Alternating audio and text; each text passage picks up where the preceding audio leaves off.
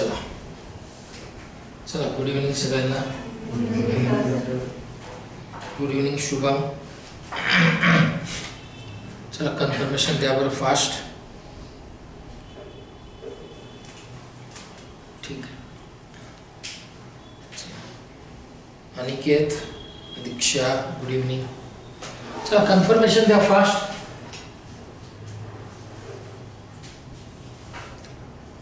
चलो चला ठीक आहे ठीक आहे. Abhijit good evening. अभिषेक, अभिजित, चला लवकर लवकर चला. मानसी ठीक आहे. तर मित्रांनो आपण कालपासनं जनरल अवेअरनेसचे लेक्चर्सची जी सिरीज आहे ती सुरू केलेली आहे आणि आज जे लेक्चर आपण बघणार आहोत हे स्टॅटिक जीकेशी किंवा असं म्हणायला लागलं असतं की हे स्टॅटिक जीके आणि करंट अफेअर असं मिक्स आहे आणि यातले मॅक्झिमम क्वेश्चन्स हे एक्सपेक्टेड क्वेश्चन्स आहे स्टॅटिक जीके मधले जे असतील. स्टॅटिक जीकेचे यात जे क्वेश्चन्स आहेत ते शुरू कर देंगे. ज्ञान मंथन सामान्य ज्ञान अपनी तयारी को रफ्तार दे. आणि मी कालही सांगितलं होतं की हे जे क्वेश्चन्स असतील आता आज ना आपण तुम्ही सुद्धा आन्सर्स ट्राय करायचे आहेत याचे है ना. म्हणजे क्वेश्चन आन्सर च्या टाईपमध्ये आपण याला करू आणि हे जे क्वेश्चन्स असतील हे स्टॅटिक जीकेचे क्वेश्चन्स, करंट अफेअर्सचे क्वेश्चन्स, हे मागच्या 6 महिन्यापूर्वीचे काही याच्यात करंटचे काही क्वेश्चन्स आहेत जे तुम्हाला आत्ता ज्या एक्झाम्स आहेत तुमच्या म्हणजे सगळ्या बँकाच्या एक्झाम असतील किंवा SSC, CGL, CHSL, UDC या ज्या एक्झाम्स असतील या सगळ्या एक्झाम्सला मी कालपासून सांगतोय की कायम उपयोगात येणारे हे क्वेश्चंस हैं. शुरू करूयात. शुरू कर देता हूँ लेकिन शुरू करने से पहले गुड न्यूज़ आपको दे देता हूँ. कल क्योंकि IBPS PO मेंस का जो रिजल्ट है वो आउट हो चुका है और उसके इंटरव्यू भी एक 10 दिन में होने वाले हैं.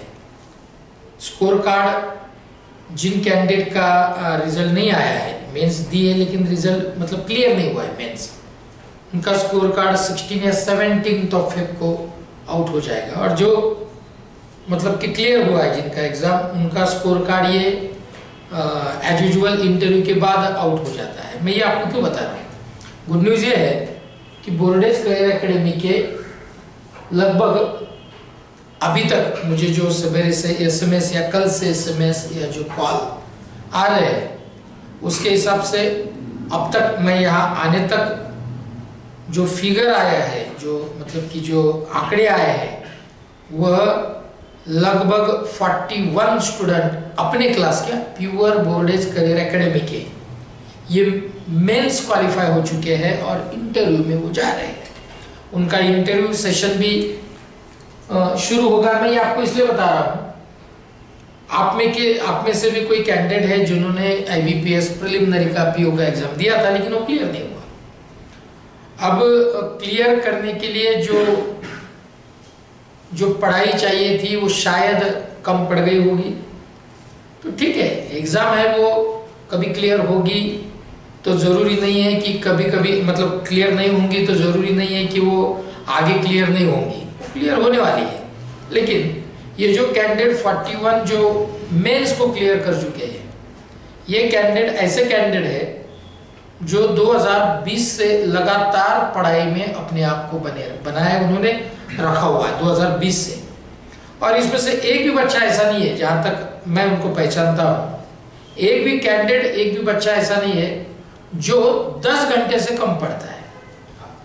10 तासापेक्षा कमी अभ्यास करणारा याच्यातला एकही नाही आहे आणि तेच क्वालिफाय झालेले आहे.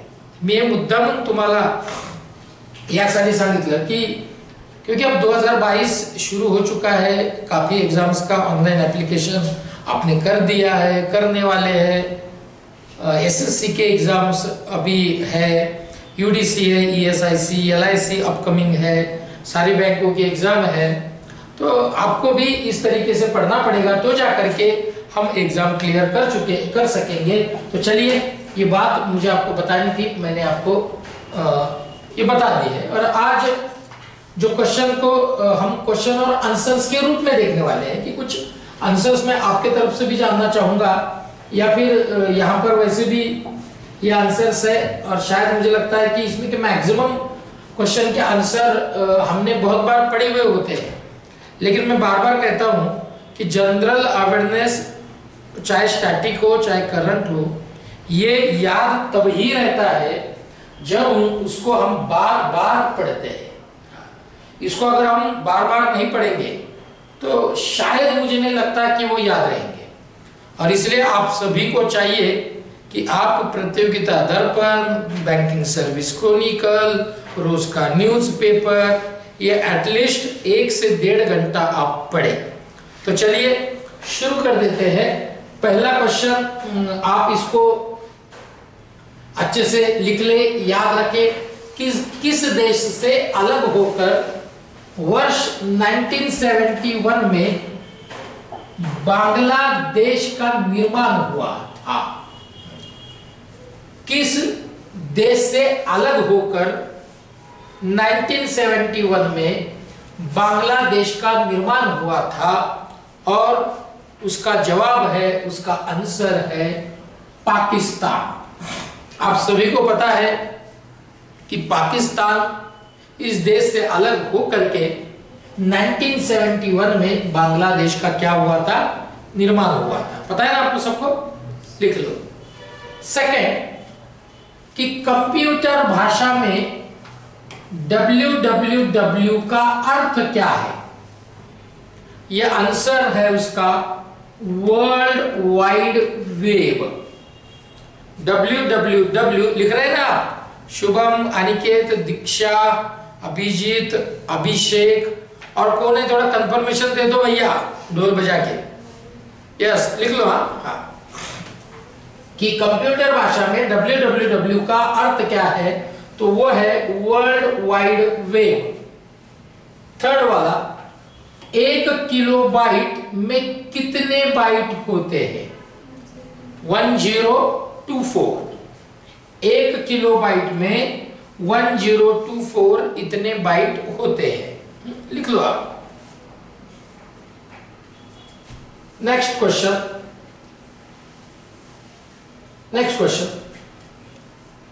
भारतीय राष्ट्रीय कांग्रेस के 1929 के ऐतिहासिक अधिवेशन की अध्यक्षता किसने की थी?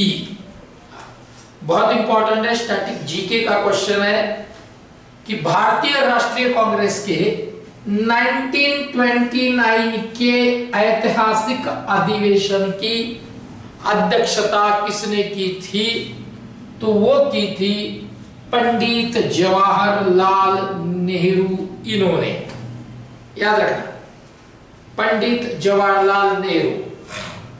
और ये जो क्वेश्चंस आप देख रहे हैं ना, ये स्टेट गवर्नमेंट के जो एग्जाम्स होते हैं उसमें भी आपको ये काम में आएंगे। जैसे अभी मुझे लगता है हाल ही में 8 तारीख को माड़ा की एग्जाम जो हुई थी, महाराष्ट्र के जो माड़ा की जो एग्जाम हुई थी, या जो भी अलग अलग स्टेट के गवर्नमेंट के जो एग्जाम्स होते हैं उसमें आपको काम में आ सकती है। नंबर 5, केंद्रीय असेंबली बम फेंकने में भगत सिंह का साथी कौन था?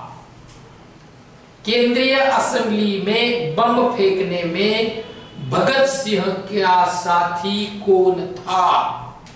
और नाम है, कौन था? बटुकेश्वर दत्त। बटुकेश्वर दत्त। बटुकेश्वर दत्त लिख लो अच्छे से। बटुकेश्वर दत्त। नेक्स्ट जाओ आगे। नेक्स्ट, मुस्लिम लीग ने भारत के विभाजन की मांग सबसे पहले कब की थी? बहुत इंपॉर्टेंट और बहुत ही क्या कहेंगे ना कि स्टैटिक जीके में हमेशा जो क्वेश्चन दिखने में मिलता है कि मुस्लिम लीग ने अब किसने की थी पहली मांग भारत के विभाजन की, ऐसा भी क्वेश्चन आ सकता है, तो उसका आंसर आप देखिए मुस्लिम लीग ने। कब की थी ऐसा दूसरा क्वेश्चन आएगा तो उसका आंसर होगा 1940 में, 1940,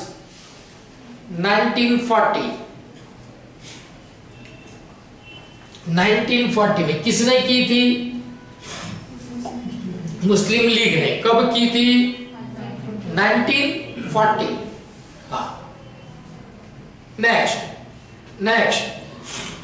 कॉमनवेल्थ पत्रिका का प्रकाशन किसने किया था? कॉमनवेल्थ पत्रिका का प्रकाशन किसने किया था? और उसका जवाब है एनी बेजेंट ने। एनी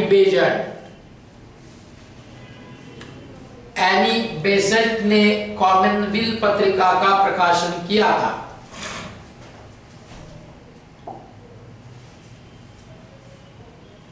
किस एकमात्र भारतीय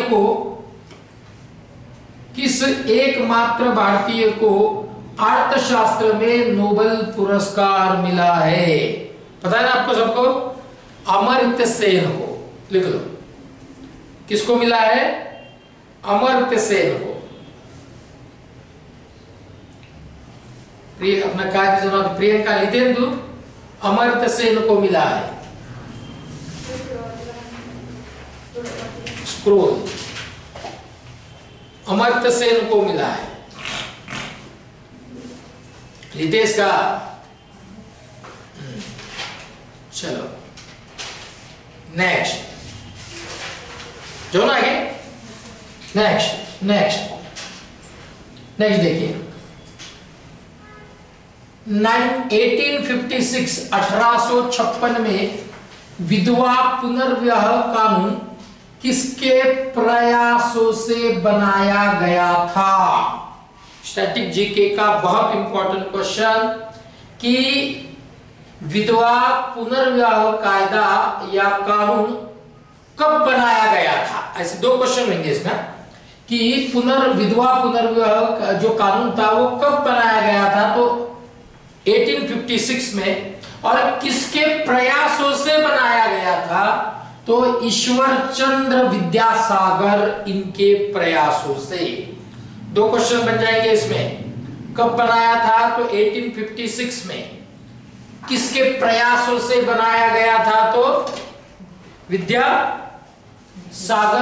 ईश्वर चंद्र विद्यासागर इनके प्रयासों से। ठीक है, चलो नेक्स्ट नंबर 10।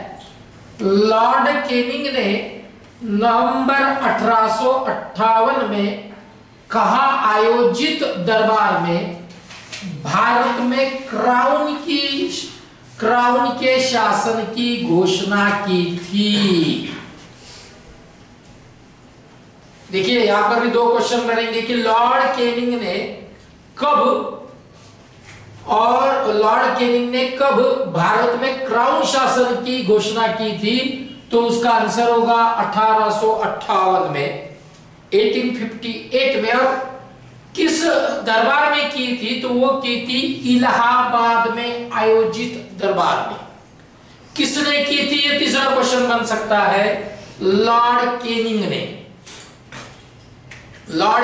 ने इलाहाबाद में आयोजित दरबार में 1858 में ये भारत में क्राउन के शासन की घोषणा की थी। नेक्स्ट, लॉर्ड वेलेस्ली के साथ सबसे पहले सहायक संधि किस राज्य के शासन ने की? लॉर्ड वेलेस्ली के साथ सबसे पहले सहायक संधि किस राज्य के शासन ने की? हैदराबाद के निजाम ने।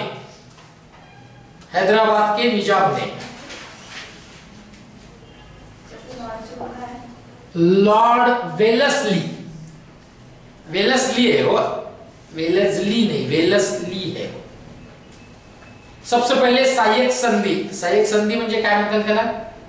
की मदत करण्याचं, है ना? तर हैदराबादचं निजामाने ते केलेलं आहे, हैदराबाद के निजाम। यहां पर भी पहले किसका ये था? माहिती ना तुम्हाला, निजामाचं राज्य होतं आपल्याकडे पण इथे मराठवाड्यावर। नेक्स्ट भारत की सर्वाधिक बड़ी जनजाति कौन सी है? ये बहुत इंपॉर्टेंट है। सबसे बड़ी जनजाति भारत की कौन सी है? कौन सी है? गोंड। गोंड ये जनजाति भारत की सबसे बड़ी जनजाति है। सबसे बड़ी जनजाति वैभव गोंड है। रुशाली लिख रहे हैं आप सब लोग, कंफर्मेशन देते जाइए। अभिजीत, शुभम, अभिषेक, रुशाली, अनिकेत, वैभव लिख रहे हैं ना सर? Very good. मानसी, भारतीय राष्ट्रीय कांग्रेस की प्रथम महिला अध्यक्ष कौन थी? ये अभी हमने देखा ऊपर, एनी बेजेंट। भारतीय राष्ट्रीय कांग्रेस की प्रथम महिला अध्यक्ष कौन थी? Any Besant.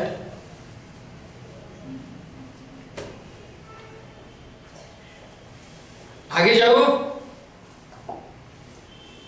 राष्ट्रीय कांग्रेस की पहली महिला अध्यक्ष एनी बेजेंट। शहीद आजम के नाम से कौन जाना जाता है, या फिर शहीद आजम किसे कहते हैं? भगत सिंह को। भगत सिंह को क्या नाम से जानते हैं? तो शहीद ए आजम के नाम से, लिख लेना। शहीद ए आजम के नाम से जाना जाता है, जाने जाते हैं भगत सिंह। किस योजना के फलस्वरूप भारत का विभाजन हुआ? मालूम है ना आपको? कौन था तब ये वाइसराय? कौन था? Mountbatten. पता है ना? भारत पाकिस्तान ची जी फाळणी झालेली होती त्यावेळेस वो किसकी योजना? माउंट बेटन योजना के अनुसार। Mountbatten. आगे जाओ। लितेश का निकिता, आगे जाओ। शिवकन्या, इसको स्क्रॉल करता हूं ऊपर, देखिए। नेक्स्ट, जनरल डायर ये किससे जुड़े हुए हैं? तो जालियनवाला बाग का जो हत्याकांड है इससे जुड़े जनरल डायर की हत्या किसने की थी? और जवाब है उधम सिंह ने। जनरल डायर की हत्या जो जालियनवाला बाग से जुड़ा हुआ ये नाम है, इनकी हत्या किसने की थी? तो उधम सिंह ने। नेक्स्ट, बंगाल का विभाजन कब और किसके द्वारा किया गया था? बंगाल का विभाजन कब और किसके द्वारा किया गया था? 1905 में लॉर्ड कर्जन द्वारा, गवर्नर लॉर्ड कर्जन द्वारा कब किया गया था? 1905 में। किसके द्वारा? लॉर्ड कर्जन द्वारा। किसका विभाजन किया गया था? बंगाल का। याद रखो, कुछ पूछेंगे।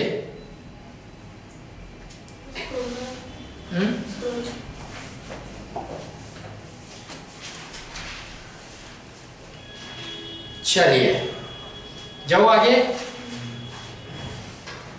जाओ। चलिए नेक्स्ट देखिए, भारत में कुल कितने उच्च न्यायालय है? भारत में कितने उच्च न्यायालय है? कितने हैं?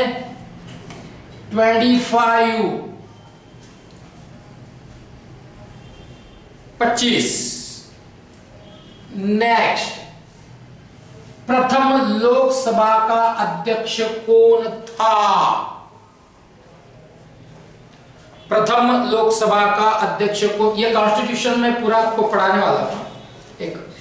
ये पूरा एक बार ये हम ना क्या ऑब्जेक्टिव टाइप वाले क्वेश्चन एक बार देख लेंगे ना, तो आपको जब मैं कॉन्स्टिट्यूशन पढ़ाऊंगा तो आपके अच्छे से ध्यान में आएगा। पूरा कॉन्स्टिट्यूशन में आपको पढ़ाने वाला हूँ और पूरा हिस्ट्री हमारे जो साबळे सर है अभी वो भी शुरू करेंगे पढ़ाना, वो पढ़ाने वाले हैं जिनको बाय हार्ट लर्न पूरे हे जो डेट्स आहे का असं त्यांना बिलकुल तोंडपाठ आहेत सगळ्यात हे येतील आता एक 8 दिवसात त्यांचे पण लेक्चर सुरू होतील। लिखा क्या आपने?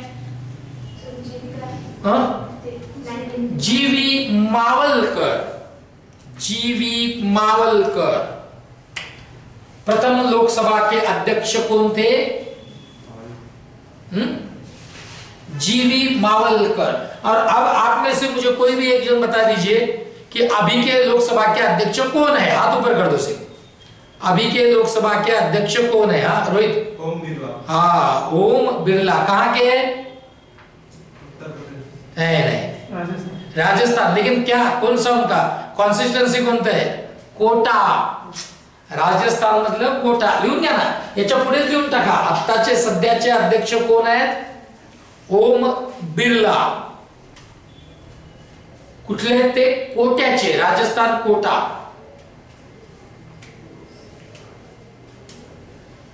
माहित पाहिजे ते श्वेता, इसलिए मैं बोल रहा हूं आपको कि आप ना थोड़ा सा जीके की तरफ ध्यान दीजिए। चलिए, संविधान सभा का अस्थायी अध्यक्ष किसे चुना गया? संविधान सभा का अस्थायी अध्यक्ष सच्चिदानंद सिन्हा। सच्चिदानंद सिन्हा।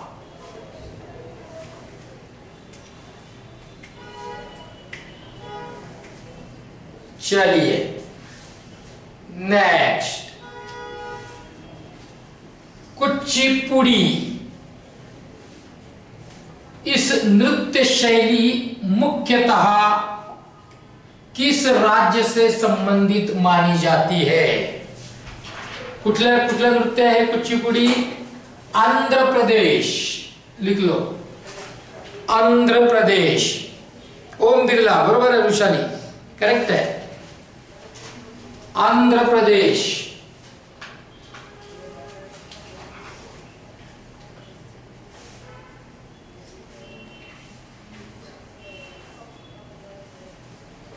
मैं अभी आपको एक क्वेश्चन पूछता हूं, अगर है तो हाथ ऊपर कर देना, अगर पता है तो आपको। कौन सी वो राज्यसभा की मेंबर है, भारत की कौन राज्यसभा की मेंबर है जो भरतनाट्यम से जुड़ी हुई है, अभी राज्यसभा की मेंबर है? पता है क्या? पढ़ना पड़ेगा। राज्यसभा की अभी की बीजेपी की सांसद, अभी कल ही तो उनका स्टेटमेंट आया था। पेपर वाचतो का आपण? हाँ काय काय? हाँ नहीं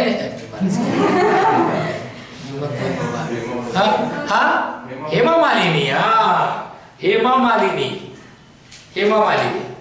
चलिए नेक्स्ट, बताओ ना। देखिए आप ना थोड़ा कम पढ़ रहा है ऐसा मुझे लग रहा है, और अब मैंने डिसाइड कर लिया है आज कि कल वैसे भी आप जल्दी जा रहे हैं अभी घर पर, तो कल से 1 घंटा आपको यहीं पर बैठकर जीके भी हमारे सामने ही पढ़ना है। और अभी मैं रियल बोर्डेज करियर एकेडमी के रूल्स पर अभी आया नहीं हूं, ठीक है? जिस दिन मैं आ जाऊंगा आपको घर पर जाने को बिल्कुल नहीं मिलेगा। दिव्या बराबर है क्या? नहीं, हाँ मैं अभी तक आया नहीं हूं उसके ऊपर। चलिए लिख लो, मोहिनी अट्टम नृत्य शैली मुख्यतः किस राज्य से संबंधित मानी जाती है? कौन? मोहिनी अट्टम नृत्य शैली किस राज्य से? केरल। केरल। देखिए तीनों भी नृत्य से, चारों भी है। मोहिनी अट्टम कहां का नृत्य है, आप ऐसा लिख लो सीधा सीधा। केरल। भरतनाट्यम तमिलनाडु।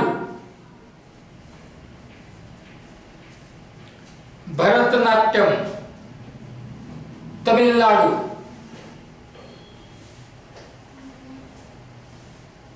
एक बहुत बड़ा नाम है भारत का, मेल है, जो भरतनाट्यम और कथकली से जुड़ा हुआ है। पता है किसको? मेल है बिरजू महाराज। करेक्ट, हाँ, बिरजू महाराज। भरतनाट्यम नृत्य शैली मुख्यतः तमिलनाडु से रिलेटेड है। कथकली केरल।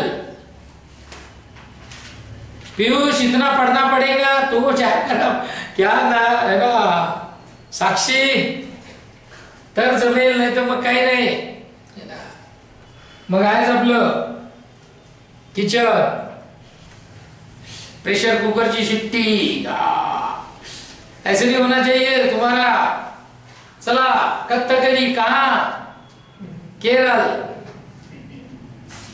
केसर का सर्वाधिक उत्पादन किस राज्य में होता है? केसर माहिती है ना, सबसे महंगा होता है केरल, अपने सॉरी जम्मू कश्मीर, केरल है जम्मू कश्मीर, सॉरी। केरल में क्या होता है? हाँ, चाय का वो तो है, और मसाले और रबर होता है। हाँ, चलिए। सिंधु घाटी सभ्यता का बंदरगाह वाला नगर कौन सा था? लोथल। ये भी साबले सर उनके लेक्चर में लेने वाले हैं, पूरी सिंधु से लेकर के तो अब तक पूरा। लोथल। सिंधु घाटी सभ्यता का बंदरगाह वाला नगर कौन सा है? था लोथल। लोथल। जो आगे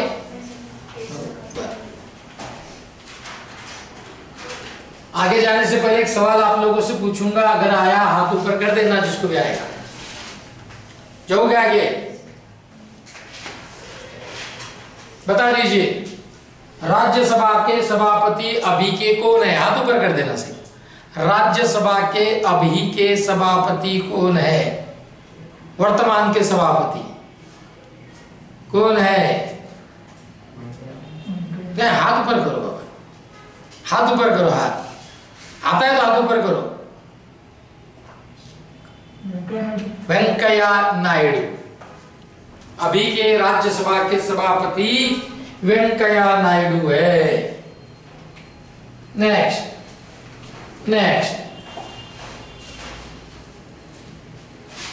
यस। किसको सितार और तबले का जनक माना जाता है? ये मेरे हिसाब से सबसे इंपॉर्टेंट और स्टैटिक जीके का कहीं नहीं दिखने वाला ये क्वेश्चन यहां पर देखने को मिल रहा है कि तबला और सितार का जनक किसे माना जाता है? अमीर खुसरो। अमीर खुसरो, कभी आप गूगल पर सर्च कीजिए, बहुत बड़ी हिस्ट्री है इनकी। अमीर खुसरो सबसे ऊंचा पठार विश्व का कौन सा है? पामीर। पामीर या उसको कहेंगे तिब्बत का पठार, तिबेट से तिब्बत का पठार।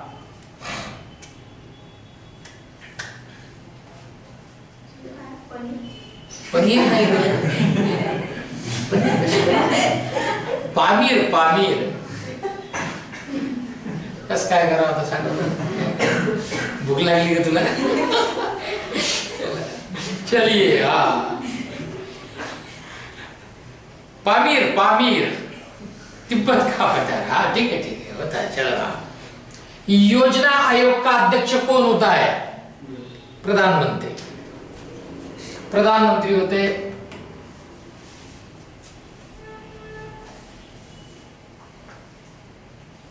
वनस्पति घी के निर्माण में कौन सा गैस प्रयुक्त होती है? ये बहुत इंपॉर्टेंट है। वनस्पति घी के निर्माण में कौन सी गैस प्रयुक्त होती है? Hydrogen gas.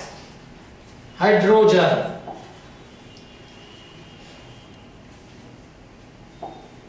कितनी होती है? हाइड्रोजन गैस कौन सी होती है? Hydrogen gas. हाँ चलो। इंग्लिश चॅनल म्हणजे इंग्लिश खाड़ी ज्याला म्हणतो आपण, वो पार करने वाला पहला भारतीय कौन था? मिहिर सेन। ये भी क्वेश्चन ना स्टैटिक जीके में काफी बार देखने को मिला है। मिहिर सेन पहिले भारतीय आहेत ज्यांनी इंग्लिश खाडी ही पार केलेली आहे, म्हणजे स्विमिंग करून। Mihir Sen. Next Hema Malini, yes correct है। सॉरी मैंने देखा ही नहीं अभिजीत पर।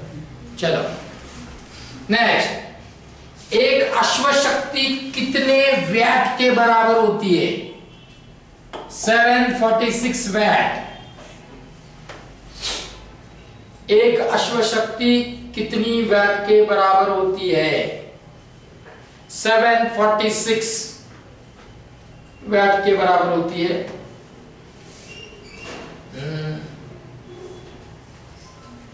ये भी बहुत बढ़िया है। स्क्रॉल करता हूं ऊपर इसको, कि पानी के बूंदों के गोल होने का कारण क्या है? पाण्याचा थेंब ना गोल, कारण क्या है? पृष्ठीय तनाव। पृष्ठीय तनाव। मानव निर्मित प्रथम रेशा कौन सा है? नायलॉन। नायलॉन है।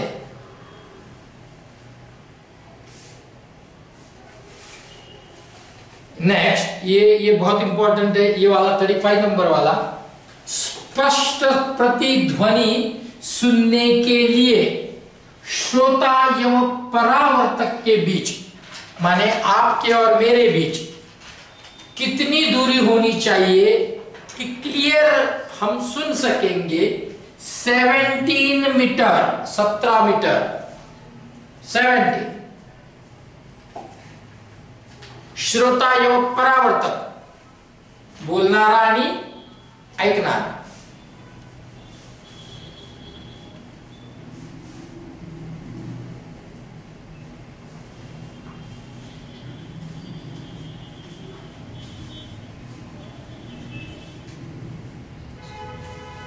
नेक्स्ट, किस माध्यम में प्रकाश की चाल सर्वाधिक होती है? निर्वात।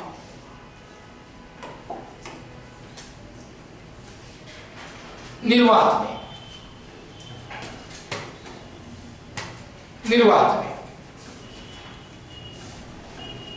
तो दोस्तों ये आज के 36 क्वेश्चंस आपके लिए है, जो आपको आने वाले सारे अपकमिंग एग्जाम्स में काम में आने वाले हैं। और जहां तक मैं देख रहा हूं तो आप लोग जनरल अवेयरनेस के तरफ इतनी सीरियसली आप अभी भी नहीं देख रहे हैं। वृषाली, वैभव, अभिजीत, अनिकेत, मानसी, शुभम, दीक्षा, आपको भी चाहिए कि आप जल्दी से ही 1-2 दिनों के अंदर आपको प्रतियोगिता दर्पण और बैंकिंग सर्विस को निकल लेना पड़ेगा, लेना होगा। आपको भी लेना होगा, और आपको तो लेना ही है, सभी को लेना है। और आपको पढ़ना है। क्या पढ़ना है मैंने इसके पहले एक बार बताया था, और एक बार बता दूंगा। अगर अभी किसी के पास करंट वाला कोई दर्पण या बैंकिंग सर्विस को निकल है तो मेरे पास दे दो, मैं बता देता हूँ। शायद वो दिसंबर का भी, अपना जनवरी का भी हो सकता है, किसी वजह अगर है तो मुझे दे दो, मैं बता देता हूँ, है ना। कौन सा है वो? नवंबर है। अच्छा, डिसेंबर आएगा, कुठला आहे? जानेवारी दे दो। हे बघा, जानेवारी झेरॉक्स करून टाका ना। जर अवेलेबल मिळत नसेल ना तर झेरॉक्स करून घ्या, किंवा डायरेक्ट त्याच्यावरून हे काढून घ्या ना। यानी मैं अभी जनवरी का इसलिए मंगा रहा हूं कि वो एक लेटेस्ट भी हो जाएगा। अब इस पे से आप हमेशा के जो आपको पढ़ना है ना, मैं इसके कंटेंट जो आपको बताऊंगा, मतलब जो इंडेक्स बताऊंगा, इंडेक्स वाले जो टॉपिक, उसी को आप आगे भी कंटिन्यू करते जाओ। प्रतियोगिता दर्पण है ये, इंग्लिश में है, ये दोनों भी लैंग्वेज में होता है ना। ये इंग्लिश में भी है और हिंदी में भी है, आपको जो भी लगता है आप ले लीजिए, ठीक है ना। चलो आप भी लिख लो दोस्तों, याद रखना हमेशा के लिए क्या पढ़ना है आपको। अब मैं बार बार नहीं बताऊंगा, वो इसके पहले मैंने आपको बताया था, फिर एक बार बता रहा हूं। हाँ, न्यूज एंड इवेंट्स लिख लो, लिख रहे हैं ना आप ऑनलाइन वाले, news and events, current affairs. आता करंट अफेयर्स मध्ये सगळं आलं बघा, सब आ गया उसमें।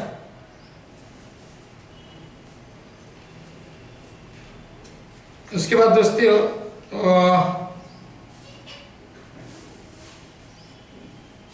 यस,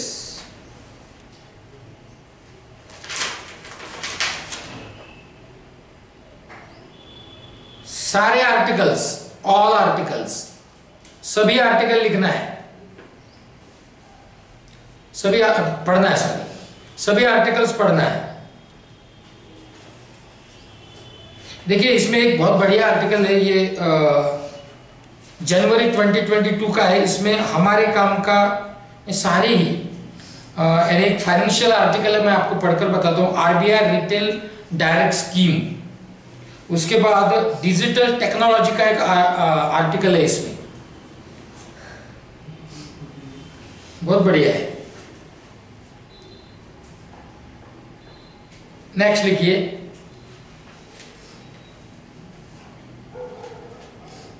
बस बाकी नहीं भी पढ़ा तो चलेगा, इतना हमारे ईयर एंड रिव्यू 2020। ओके, हाँ, year and review, year and review आता है इसमें, म्हणजे त्याने काय होईल, मागचं पण थोडंसं रिव्हिजन होऊन जाईल तुमचं।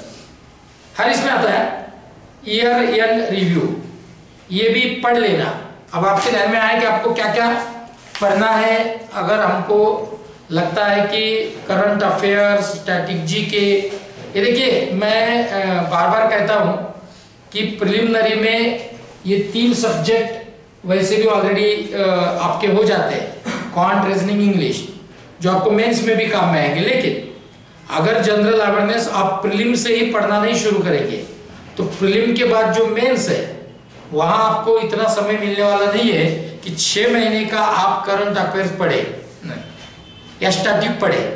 इसलिए अभी से पढ़ेंगे तो उसका फायदा होगा। और इसलिए कल से 5:15 बजे से लेकर के 5:50 to 6:50 1 घंटा आप यहीं पर बैठकर जीके ये पढ़ेंगे, यहीं पर बैठ के पढ़ना है। क्या पढ़ना है, कैसे पढ़ना है, कल का टॉपिक भी मैं आपको मतलब क्या पढ़ना है वो बता दूंगा उसमें से। लेकिन आप उसके लिए आपको चाहिए कि आप ये बुक जल्दी से ले लें। आज ही अगर मिला तो बहुत अच्छा है ना, पण तुम्हाला आता इथे बसूनच वाचायचं आहे थोडंसं 1 तास, 1-1.5 तास जे काय असेल ते उद्यापासून आपण डिसाईड करू आणि इथे बसूनच तुम्हाला सगळं वाचायचं आहे। कारण तुम्ही घरी गेल्यानंतर आता तुम्हाला ओम बिर्लांचं नाव सुद्धा जर लक्षात येत नसेल तर तुम्ही कसला न्यूजपेपर वाचत असाल असं मला नाही वाटत बुवा, नाही का नाही, की आप लोग न्यूजपेपर पढ़ते होंगे, मला नाही वाटत आहे ना। उगाच इकडे तिकडे टाइमपास करण्यापेक्षा न्यूजपेपर वाचा, त्यानंतर या मॅगझिन घेऊन ते वाचायला सुरुवात करा, तरच आपलं सगळं जमेल। मेंस प्रीलिम क्लियर करून काय करता, मेंस पण तर क्लियर व्हायला पाहिजे ना, है ना। तो चलिए आज हम यहाँ रुकेंगे, कल से हम इसको पढ़ना शुरू कर देंगे। हाँ चलिए, थैंक यू वेरी मच। या जो भी आपके पास है ना जीके का आप कल लेके आइए, मैं बोलता हूँ आपको क्या पढ़ना है।